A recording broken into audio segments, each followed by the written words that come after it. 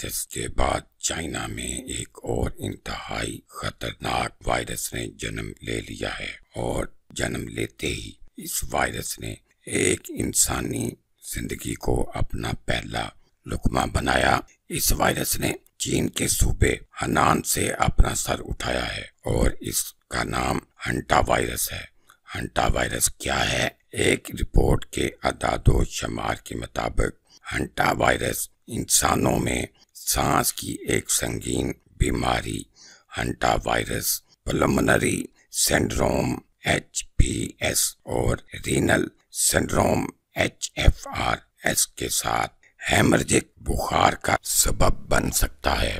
ये वायरसों का एक खानदान है जो बुनियादी तौर पर चूहों के जरिए फैलता है। रिपोर्ट में ये भी बताया गया है कि ये मर्ज हवा से चलने वाली नहीं है।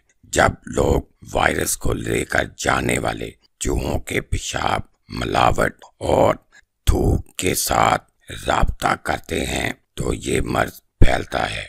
वायरस में सांस लेना इन्फेक्शन होने का सबसे आम तरीका है। ताहम आप आलूदा मादे को संभालने के बाद मुंह या नाक को छूने से भी इन्फेक्शन का शिकार हो सकते हैं। रिपोर्ट में कहा गया है कि चूहा काटने से भी वायरस फैल सकता है। हिरन चूहे जो 4 से 9 इंच लंबे हैं मुबैना तौर पर इस वायरस का बुनियादी कैरियर हैं जो इंसानों में HPS का सबब बनता है। रिपोर्ट में ये भी कहा गया है हिरन चूहे सवाए जनूब मशरकी और मशरकी जनूब के पूरे अमेरिका में पाए जाते हैं। हंटा वायरस की अलामात में सर चकराना, सर्दी लगना, सर में दर्द और पट्टों का दर्द शामिल है। हंटा वायरस के मरीजों को भी कोरोना वायरस की तरह सांस लेने में दुश्वारी होती है।